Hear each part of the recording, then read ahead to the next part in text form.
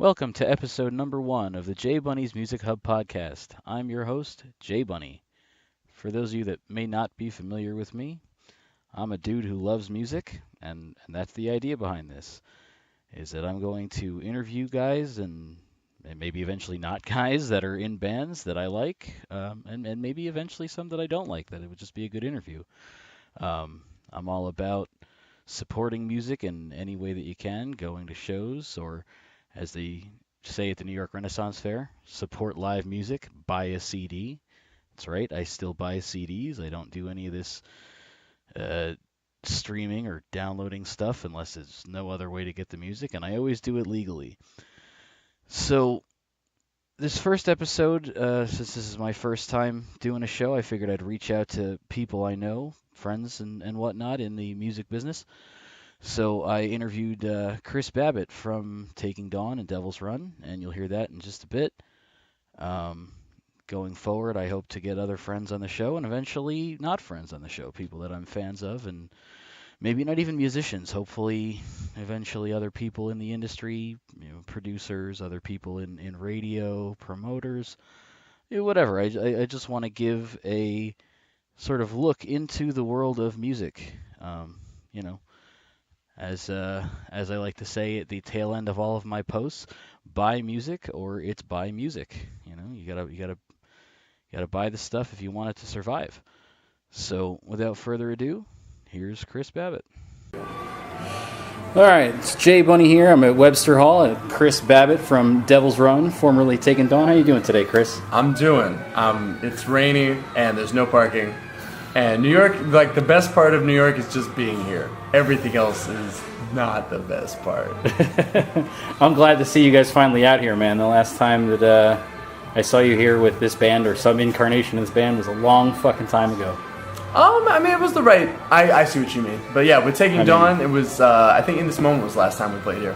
Yeah, I mean, I think the last time that I saw you with this band, my girlfriend was pregnant at the time, whereas my son is 6 now. That's right. That would be the right. Everyone's like, it's been 8 years. It's like, no, it's been 5 and 6. 6 is about right. Yeah. Nice. So, I'm glad you have an accurate chronological landmark in your child. Yeah. That was the last show I think that she went to before we were like, all right, no more shows until after the baby. That's pretty epic. And that was and that was when In This Moment still played their old stuff.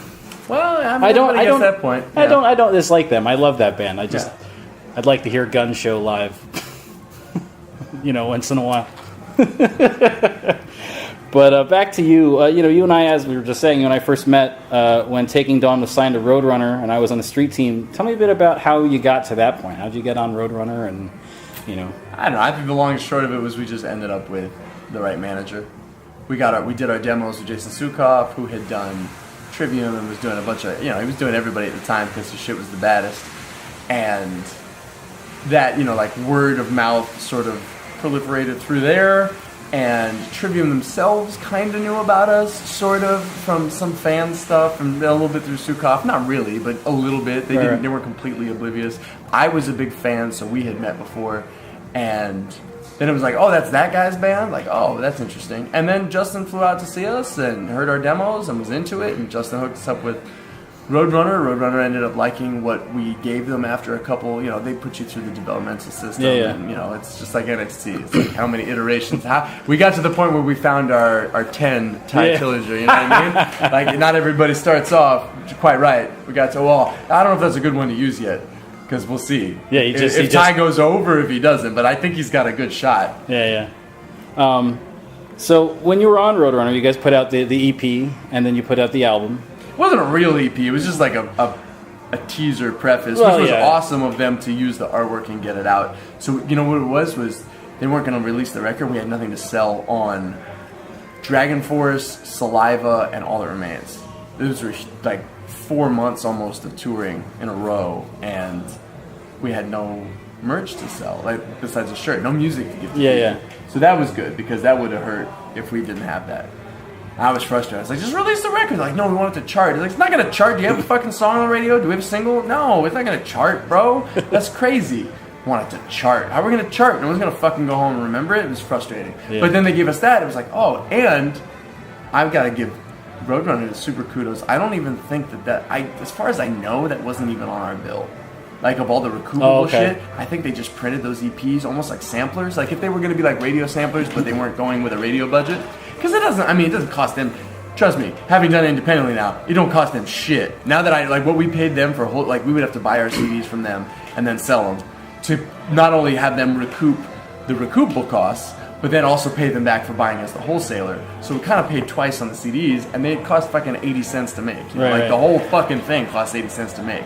So for them, I used to be like, oh my god, they print all these for us for free. Thank you. And then I was like, oh, well, I mean, I'm glad that you did that. Yeah. Thank you. Thank you for doing that. They did stuff for us. I don't shit on Roadrunner. Roadrunner was killer.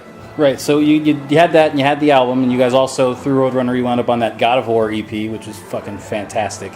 Yeah, that's a fun one. And that was a song we never would have gotten to record because it was a metal song from Seven Sundays that, just like V, wouldn't have seen the light of day because that was the style that piqued their interest, but they already had Trivium. Yeah, yeah. And they weren't looking for a band that was like, we want to compete with Trivium, we want to be like neck and neck with those guys because we loved what they were doing. Yeah, We wanted to compete with them and Avenged and be right there, and that's not what they wanted to sign.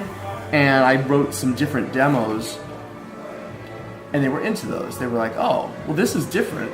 Nobody's really doing this. We would be interested in this. And that's all I just need to get signed. So I figured foot in the door, we could, worry about second record, maybe getting a little heavier, doing what we want to do.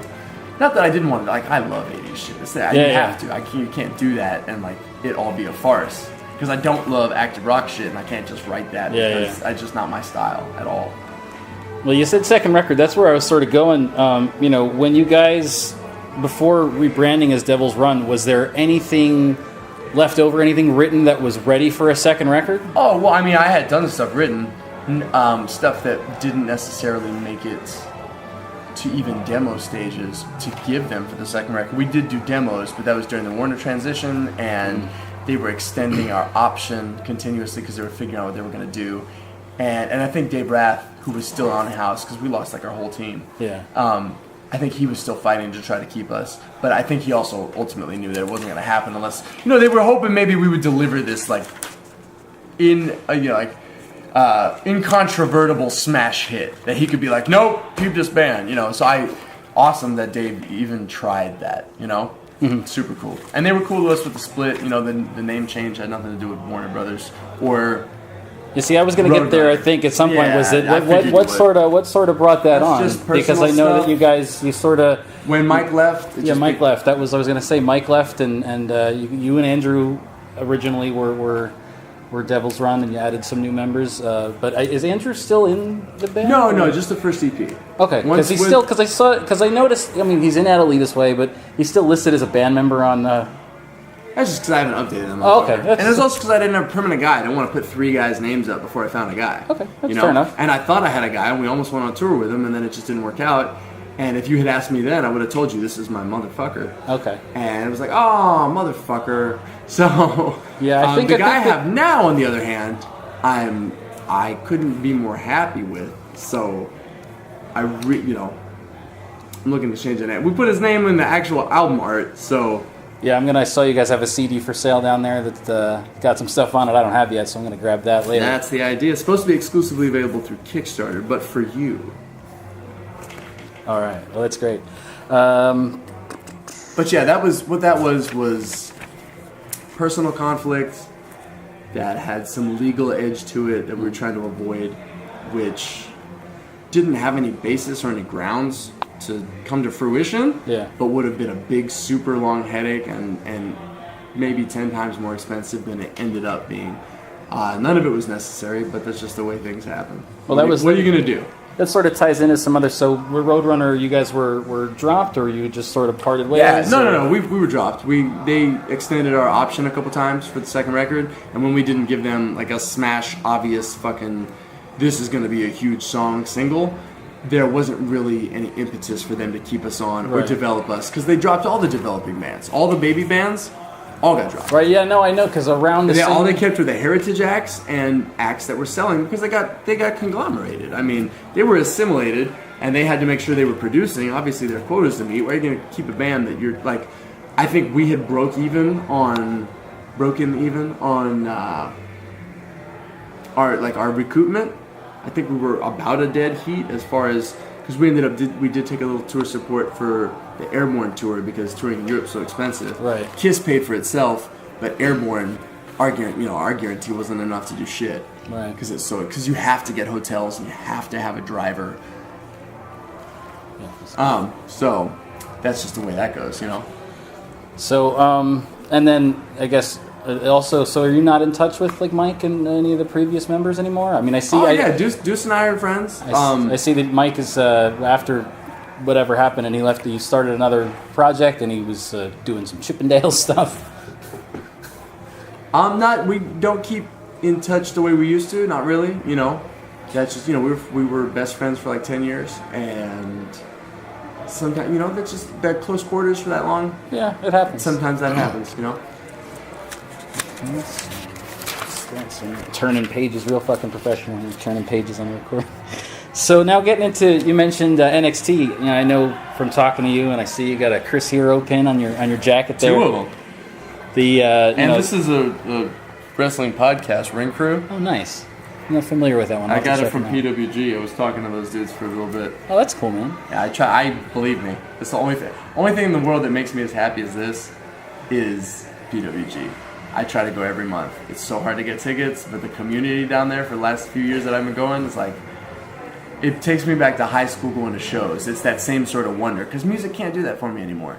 I love music so much, and there are new bands that tickle me, and the old stuff tickles me, but once you're part of the machine, it takes a lot of the magic away from it. And there are things that you appreciate even more being on the inside, and there are other things that when a band can make you feel the way you felt then, that you really lose your shit. Like, I'm loving Tribulation right now. Tribulation, Horizont, and Witchcraft are like my fucking favorite bands right now. Right. Because they just make me, when I listen to it, it's like, yes, this is everything it's supposed to fucking be. You know, I have a million great bands, but those are the ones that new bands that I keep coming back to, just going, yes, these are my fucking new dudes. I mean, obviously dudes like Holy Grail and Havoc and all kinds of other guys are killing, just totally slaying, and I love what they do, and they make me feel that way too. But these are bands with dudes who maybe I haven't cultivated personal relationships with, that it's fun to know that it just, the sheer sound turned your head. I just heard a new Havoc track on Liquid Metal yesterday. Ooh. Fantastic. This shit is just, the record I have always wanted them to put out, because their shit has always been great, and it got better and better and better and better, and I was just like, where is that definitive, nobody can touch this, this is Havoc, this is why they are the premier thrash band, because they're the premier thrash band in the world. And it felt like the record, almost like you always hear people saying, oh, like the recordings don't capture them, you know, like you always hear that from older bands and even live bands now. Yeah, I know that was a thing that Kiss got for a while. Was that's true, sure.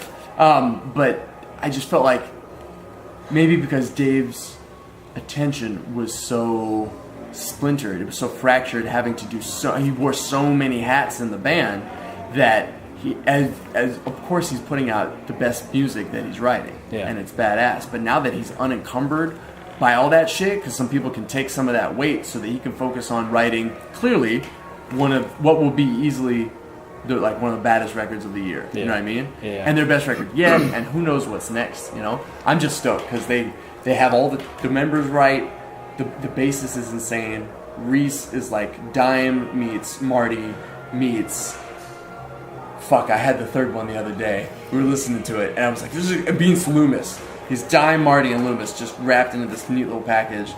They're exceptional, I love them. That's great, man. So what I was getting at was, did you watch WrestleMania? Of course. Okay. I don't know. I wasn't sure if you were on the road by then. You know what sucks is, during WrestleMania, I was actually in the middle of editing a bunch of shit for the Kickstarter that we're launching. And I wanted it to be done, but I'm still actually on the road right now, editing all this promotional stuff to help pump it when we go out. You know, when we launch it, because we don't want it to fail. Yeah. And I think it'll do well, but you gotta stay on top of the promotion, otherwise you just leave it to chance, and that's stupid. Yeah, man. So what was your favorite match at WrestleMania? We can get into wrestling a little bit. Neville and Aries. Definitely, that was a great one. Neville and Aries, I thought blew the fucking show away. AJ and Shane was shockingly good. Taker Roman was every bit the blah fest that I thought it would be, and I was just bummed because Roman usually comes through in a pinch. He may not be my favorite dude, but I want to see him do well. Yeah. I feel like, one, they're not letting him find his own feet. They're telling him, here's your shoes, wear them. Right. And two, I don't know if he has his own feet to find, man.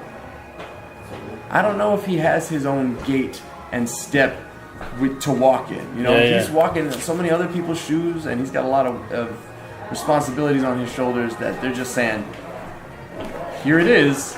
And they didn't let him develop that. Corbin is getting to develop that a little bit more. Yeah.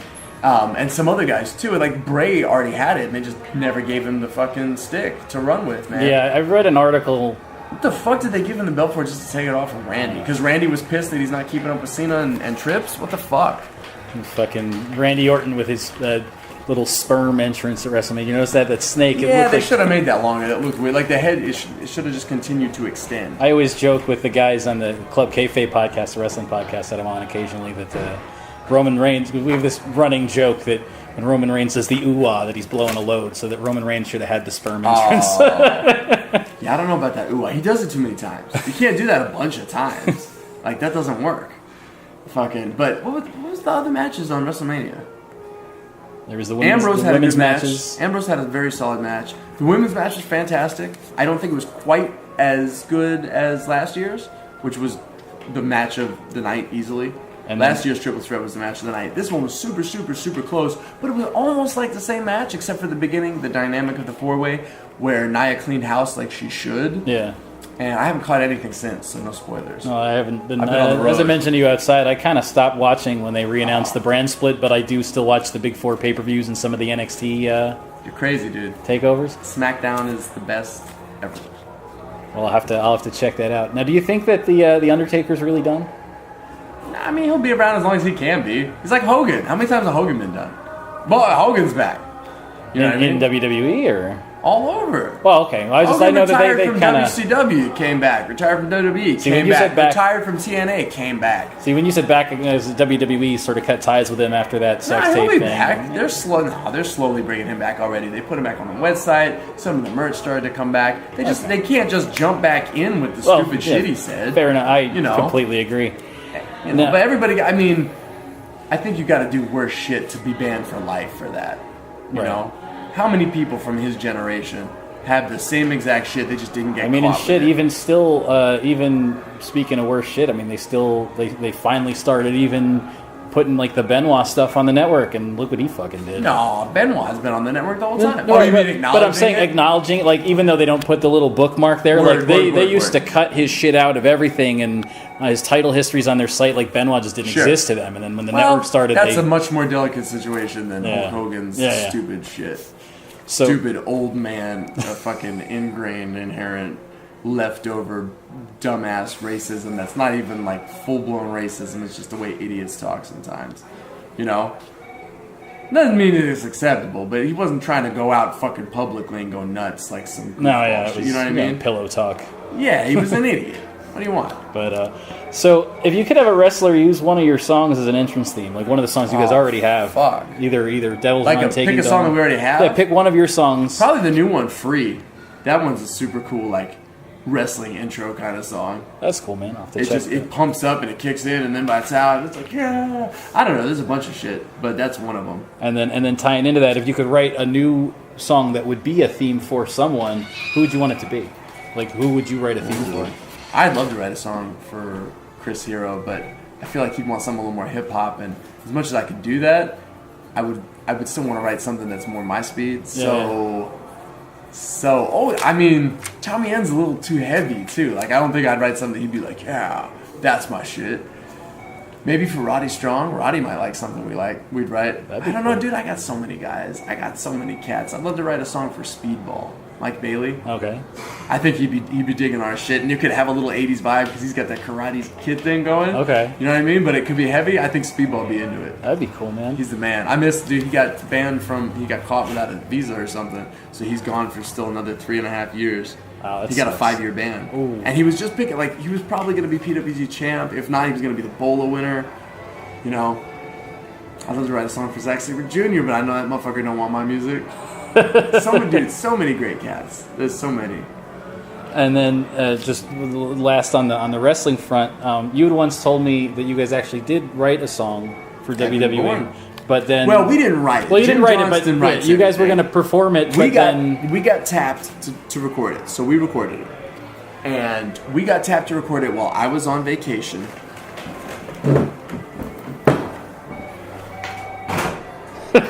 Got a phone ringing in the background here. Oh, sorry. It's all right. Hung up on that motherfucker. So, we were tapped to write it. We were tapped while I was in the middle of a fucking vacation. That, personal vacation. We don't get time off. It's hard to see our loved ones. I fucking spent a lot of money to take us down to fucking Disneyland for the weekend, right? Which is not cheap. And we're staying at the fucking Hilton. I put all this money to it, and they're like, we need you to do this song, but it has to be done now. It's like, it has to be done right now in order for us to get this. Of course I want to do it. And so my woman was fucking super understanding. She's like, okay, because I thought it'd be a day. So I fucking gave her I sent her to the spa, have a spa day. We'll do Disneyland the next 2 days instead of 3 days and all the other shit we were going to do. We're going to go down to fucking Balboa Park and all this other shit. So we're supposed to do that song, and only Andrew came prep to play the song. Only he had any idea what was going on when I was assured that all that other shit would get taken care of, and it didn't.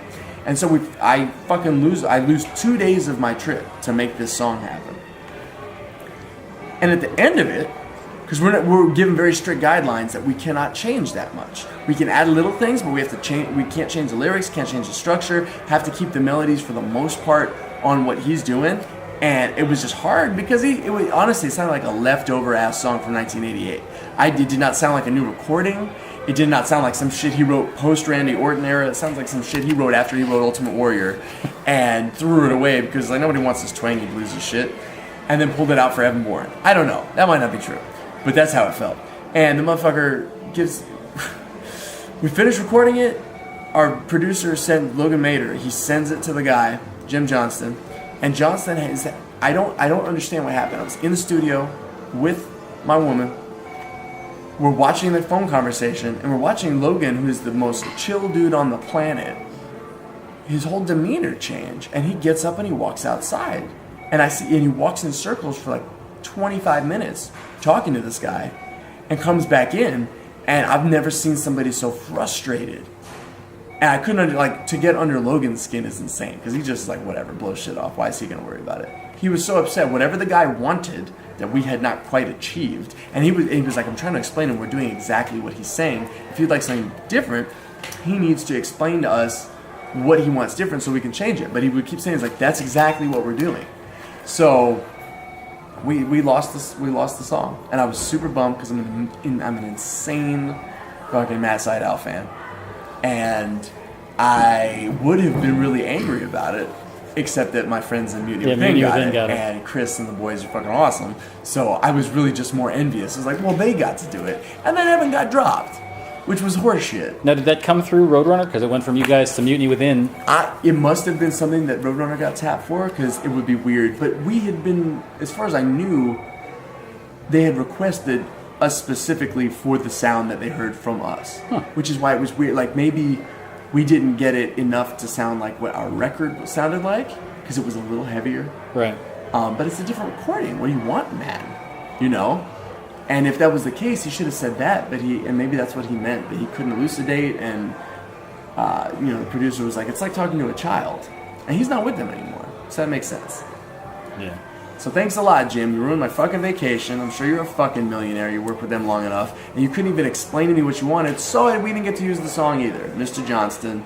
You owe me 2 days in Disneyland and a fucking WWE intro song. So do they still have your version of it floating around somewhere in the WWE? I don't know. Somebody got a hold of it and put it on the fucking YouTube. It's not a very good copy, but I don't know how they got it. Okay, because I haven't heard. I know that you told me that it existed, but I've never heard your version.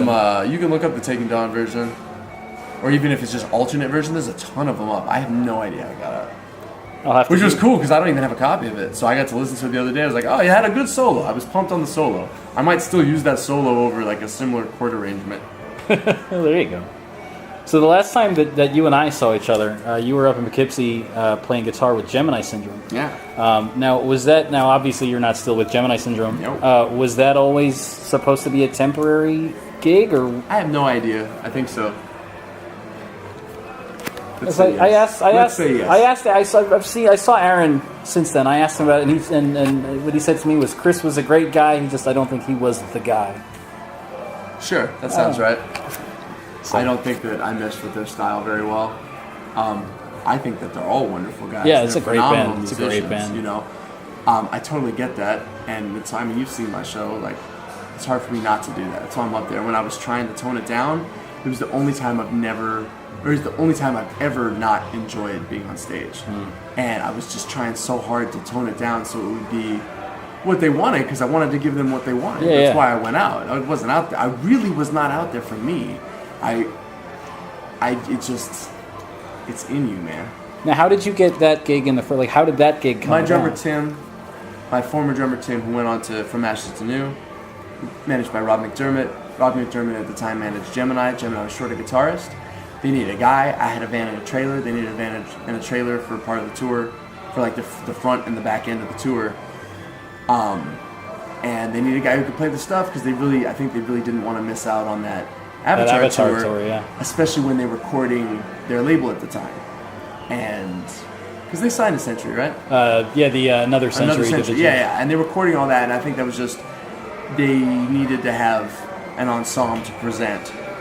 So I don't know that. I'm sure they were considering, like, oh, if this guy works out, this will be the guy. But like Aaron said, man, you know, I'm glad to hear that, because they never told me anything. At the end, it was just like, peace. And I was like, okay, and then some other stuff, and so I'm glad to know it wasn't because they thought, or at least they didn't think I was big enough of a dick to talk shit. No, you know yeah, what I mean? yeah. Which I don't think was the case. I thought we got along well. Yeah. But I totally understand that complete styles clash, bro. Yeah, I saw them. I had that conversation with him at the Stanhope House. They came through, and got asked him about that. Yeah, and he said that he's it's like putting Jimmy Jacobs with Matt Jackson. It's just. Nah, I'm more like Nick Jackson. I could see that. I'm all over the place. You know what I'm saying? But it's just like, what's this odd couple here? Doesn't mean it couldn't work, but... So when you it's like Paige and Bailey. Yeah, there haven't been any Bailey sex tapes yet. I couldn't believe that. I gotta say, that was a little exciting, if I'm being honest. When the Page tapes came in. It's a bummer, man. Poor girl privacy. Oh, man, all three of them. I know. I mean, I understand that. I'm not going to discount that. No, at least you're honest about it. Everybody's excited. Every time when I first saw Paige, that was my first thought was, man, I'd love to see that chick naked. I know a lot of people who agree with you. But so when you did we get this? No, yeah, we already did this. I asked you if Andrew was still. The band, and you said he was not. No, he recorded on that. He's full-time Adelitas, full attention Adelitas, and he did the first EP with us. And then we were trying to find someone permanent, because obviously, you know, we weren't trying to part-time Andrew. Yeah. And it just doesn't work that way. You know, we wanted to be able to do that, but it's such a wonderful gig. And you're friends with those dudes too, right? You guys are. Oh, dear friends. Because I know that you also did some touring work with them. Yeah, I'm the portal through which so many people pass into the bands that they're in. Just because being friends with everybody, and I like to put great musicians in touch with other great musicians, and sometimes it works out. Yeah. You know? So, you guys are in the middle of this tour right now, and you had mentioned that you got a Kickstarter, which has yet to launch. We wanted to launch it with the tour to coincide with everything, so it was hot. I didn't want to launch it without the tour, because I wanted people to know that we are up and running in a big way. But we shot a little bit of more ambitious than we had realized video for the story, and it would be fine if it could be a fucking 5-minute video, but they recommend that you not do more than a 2-minute video, 2.5 maybe. And we shot like 20 minutes worth of footage, because I didn't want to script it out too much. I just talked, and then for the story to make sense and be cohesive, I have to cut out a lot. And then we had all these ideas, just like everything we do. It's way more ambitious than even we realize until we're doing it. Right. You know, like once the solo is done, we're like, wow, that is a big fucking section. This is awesome. And wow, it's kind of hard to play, but it sounds awesome. So I don't want to give people a shitty version, but this is the most labor-intensive tour I've ever done, because I'm driving, I'm loading, I'm playing, I'm TMing, I'm tour managing the whole thing. But on top of the driving and so much other stuff, and my guys are new to the touring scene. Yeah. And there are some things that are not as obvious, and whereas I feel like as Taking Dawn, like we took like ducks to water. I don't remember really having to deal with any of that then. Like here and there, it was like, oh, let's do this, but you know, everybody wants to have a good time, and I don't want to be the fucking Debbie Downer constantly, but it does. Dee's calling me dad all the time, and I'm like, I'm sorry, I want to make sure we're on point, because there's a business aspect of this that we got to be going out there, and we can't be losing our ass. We need to be coming back fruitful. Otherwise, why the fuck are we out here? Right. And they know that, and they hustle hard, and it's just hard to get everybody focused and in the swing of things, and this is new, and it's exciting, and it's tedious, and it's all that at once. So I've never been so inundated with so much work and even less sleep that there's no time for me to edit. Obviously, you know, you and I know each other. I met some of the guys downstairs as you guys were loading in. But so who's in the band? Tell me about the guys that are in the band now, and how did you meet them and get them in the band? Steve Anderson is my co-lead guitar, and he does all the engineering for our independent stuff, with the exception of the couple that we have listed in the credits. And really, I think it's only like 2 songs that we've released that were not engineered by Steve. We do it all in his room. It's the Steve studio, Studio La Steve. And you could tell from the progression of the EPs that he just, he gets better and better at it. And the new one has the best recording that we've done to date. And the whole reason of that was because we really wanted to pump this Kickstarter so that we could get the proper funds to do it with someone like Logan Mader. Yeah. Someone who is legit professional, who can make it sound the way everybody wants it to sound. Because if all these songs that we released sounded the way that our previous $100,000 record sounded like, I would not get some of the comments where they're like, oh, I wish it sounded like this. Well, yeah. I do too. But I also grew up loving Shadows Fall. It sounded like it was recorded on a porta potty at the bottom of a lake. It sounds like hell. But some of my favorite songs in the world are on that. So I know that there are people who can hear through it, and there are people who need the production. And it was a way for us to stay relevant and continue to put that out, and to kind of demo for what's going to be on the record. Because we have some stuff that obviously will be fresh for the record, no one's heard. But we might even take a poll to see what the favorites are that people would like included from what we've already released. Because I think a lot of those, I want to get the proper treatment, because when they do, they'll just be fucking unrelenting, So who else is in the band? Duniel Puente, we just call him D. He's DP, which is too funny that those are his real initials.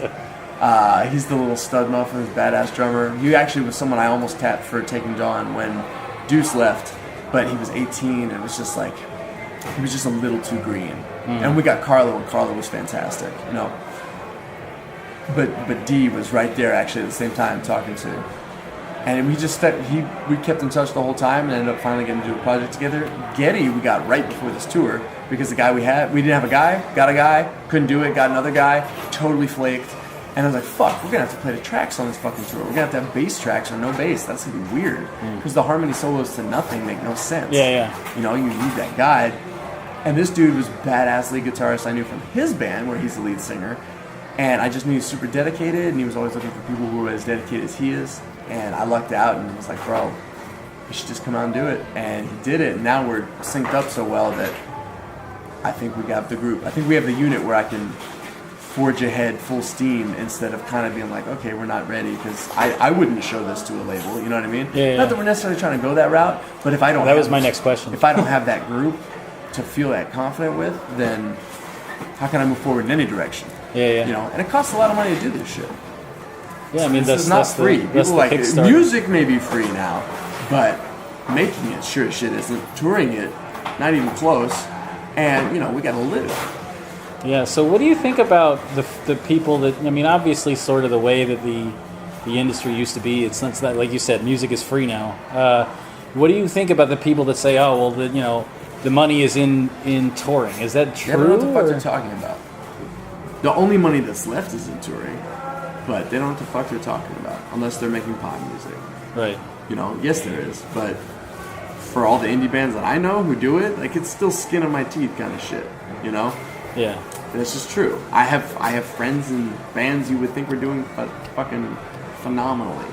And they're making a living, but you can't retire on making a living. can't save on making a living. Right. You make a living, like you could live off it. You know what I mean? So, and few of them go home, like I go home and work between every tour. I work fucking 80-hour shifts when I go home. and I did that in Taking Dawn too. It's no different. The only reason I can still do it is because I made money off of that. And it's tough when you're not trying to write that radio single, because that is where there's some money because of the publishing monies that are involved in the promotion of a song of that nature. You know, otherwise, and there is, and then fucking people are gonna be listening to this going, "Fuck, you don't know what you're talking about. We tour, we do great." That's true. There are bands that do it, but I know a lot of bands that I'm sure people like who are listening to this listen to, who are doing okay at best. And it's because you don't buy their music, motherfuckers, because that goes into a million other things, you know? So keep buying that merch. Yeah. That's a big thing. I mean, that's why all the posts in the Music Hub, when Tommy Jones asked me to be a part of the industry embers, you know, the hashtag buy music, or it's buy music. I mean, I really believe that.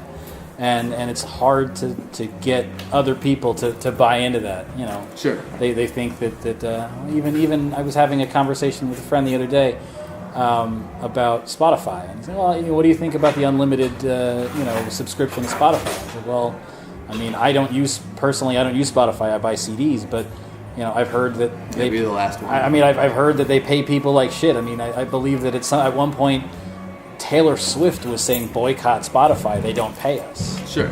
You know, so that's great. I feel like what I it's great, but they didn't do anything. What's that? I think they got somebody to up Apple Music got it up to like 2 cents a stream or something like that. I don't know. Like it is less than that. Lots of times it's fractions of a cent for a stream, depending on. There's a whole bullshit rubric they got together for it. So I guess that's why I still buy CDs. You know, which is great. That's definitely. I mean, half the people we're selling to at these shows are like, I don't even own a CD player. You know, their computers don't even have disk drives anymore. That's true. No, I've seen that. I went to buy a new laptop because I needed one, and they don't come with them. And I don't want to buy a computer that does not have a CD drive, because I like to have the CD and then rip it to the hard drive to put it on my phone. That's old thinking. Yeah. People just go to YouTube. They don't use Spotify. They don't use Apple Music. They don't use fucking Tidal or whatever that nightmare is. They just. I mean, there are people who do, but most people don't. Most of the people I know don't. Yeah. So you got the Kickstarter coming up. You got the tour going on. What's next after the tour? I assume hopefully the Kickstarter. A couple more tours. Very possibly overseas a tour. None of that is confirmed, but it's in the legit works. But it's all predicated on one thing happening after another. So right now we got to focus on the Kickstarter. Hopefully we'll be back on the road right after that, and then recording, and then in UK. So those are the dominoes setting up. We'll see if they fall. There's only so much you can control yourself with that. That's the other thing about crowdfunding is, you know, like, I don't like to we never did a crowdfund because I like to go out there and fucking hustle it and work it myself, because I can tell you right now, like, these are the CDs I'm going to sell tonight. How many people do we play for? I will sell to 75% of this audience, and I'll bet we do it. And we do it. You know what I mean? Or whatever it is. So, but with that, I don't know. So we're just trying to make it genuine and hope there's still enough of an audience interested in helping us achieve that end. And I think there is, and I think what we're cultivating on the road, especially we're getting the better reactions than we ever got even with Taking Dawn. And we got crazy reactions with Taking Dawn. People running out getting tattoos and shit. So the fact that this group captured that fire the same way, and Taking Dawn fans are like, that's the best we've ever heard you guys do that. That show was just off the chain. It was like, I mean, like, people were like, don't fucking bullshit me. I don't have time. Was it, or you just being nice because I'm just now back on the road with something that's my own project? They're like, no, dude. So that's nice. That's nice to know that we are hitting the mark. And will you guys are still playing the Taking Dawn material, right? Yeah, they're my fucking songs. Yeah. Well, that's good to hear. Yeah, it was never supposed to be a different project, but it developed into its own concept. And then it gave me artistic freedom to do a lot more shit that I couldn't do when we were on Roadrunner. Right. So. And so you would just to kind of cap this off, you had said that you're not sure if you want to try and get on a label. Nobody has a deal that anybody wants to take. looking at maybe we want to do this so we can own our own record and then do a distribution deal. Because, you know, the label's good for hookups, but we would rather get a management team in place that's the same thing. Right. You know? And, you know, I was like, what would you change? I would go back and make sure I never let that falter happen where I would lose my management team. Because I don't even know what happened. It was communication that never made it to me. And there's people who I considered family who I suddenly wasn't talking to, and I don't understand why. And there's a lot of shit in between about that. I really gotta go warm up, bro. All right, man. Yeah, it sounds like they're starting. So All right. thanks. Thanks, man. I'll see you down there.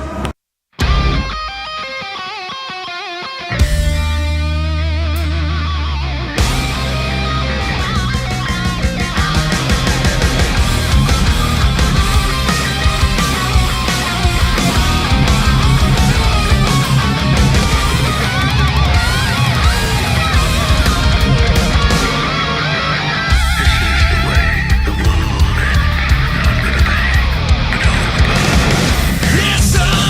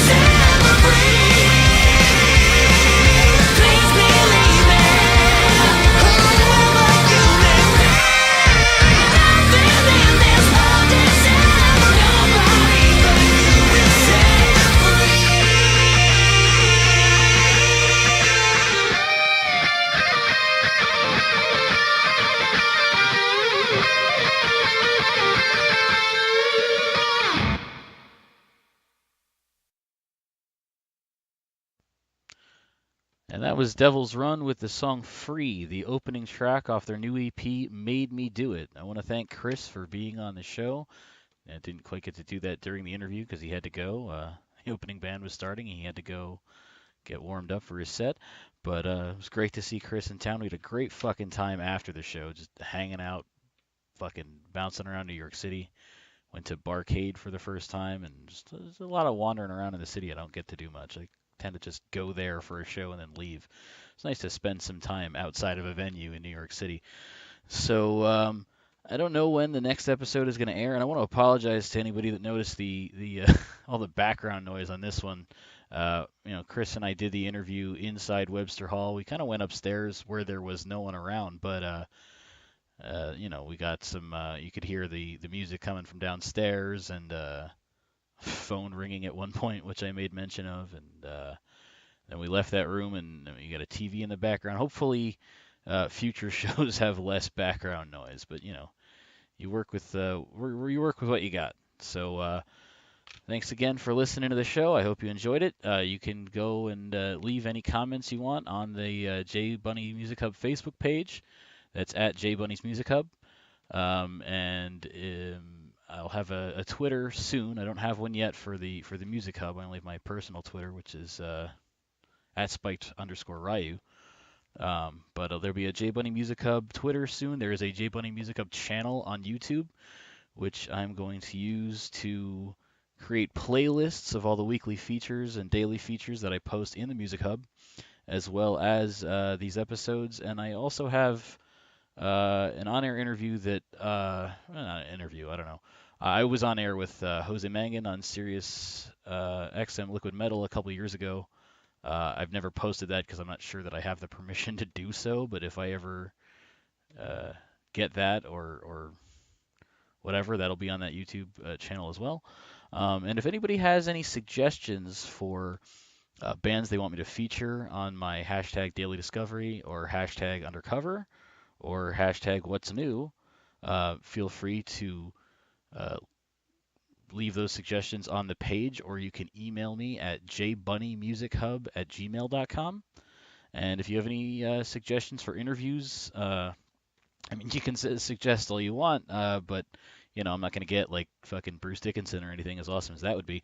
But if you guys have anybody that you want, the reasonable that you think I can get, let me know. If you have any hookups with anybody that you think you can get me to interview, I can get an interview with, then again, let me know at J Bunny Music Hub on Facebook and jbunnymusichub@gmail.com. Thanks again for listening, guys. Till next time. Don't forget, guys, buy music or it's buy music. You can also follow another page that I help run on Facebook, the Industry Embers, which is all about promoting the purchasing of music instead of stealing it. Any new music purchases you make, you can tweet at Industry Embers or post on the Facebook page with what the purchase was that you made, and always end it with the hashtag buy music or it's buy music. All right, again, till next time, guys. I mean it this time. Bye-bye.